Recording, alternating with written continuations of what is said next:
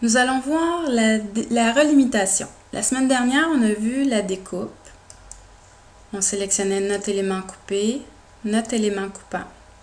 Là, je vais juste vous présenter en même temps ici l'élément coupant n'a pas pleine largeur par rapport à l'élément coupé. Il est en ligne droite. Étant donné qu'il est en ligne droite, Katia est capable de faire l'extrapolation et de décider qu'il continue sa découpe en ligne droite.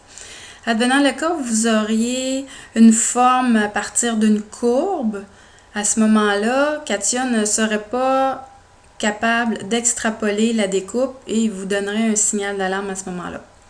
Alors, on avait vu la découpe. Le résultat était que nous avions la surface de l'élément coupant qui gardait sa forme initiale et l'élément coupé qui s'appelait découpe 1 et l'élément original qui était extrusion 5 est parti dans l'espace caché.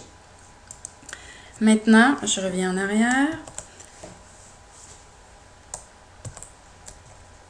Bon, on va supprimer, ça va aller mieux. OK. Maintenant, on va voir la relimitation. C'est un autre type de coupe. C'est à côté de la fonction découpe, relimitation.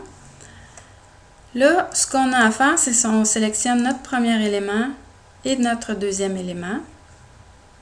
En passant, cette fonction-là s'applique également aux éléments comme les esquisses, des éléments filaires, pas nécessairement seulement des surfaces.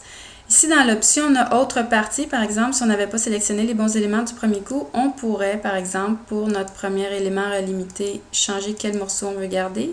Et la même chose pour le deuxième morceau. Là, je vais garder ces deux-là. Je fais OK. La différence avec des coupes qu'on a vu juste avant, c'est que là, mes deux éléments originaux sont disparus dans l'espace caché.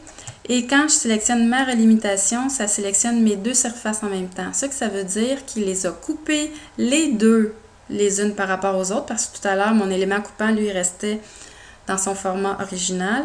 Là, les deux éléments ont été coupés en même temps et ils sont assemblés. Ils ne forment qu'un seul et unique élément.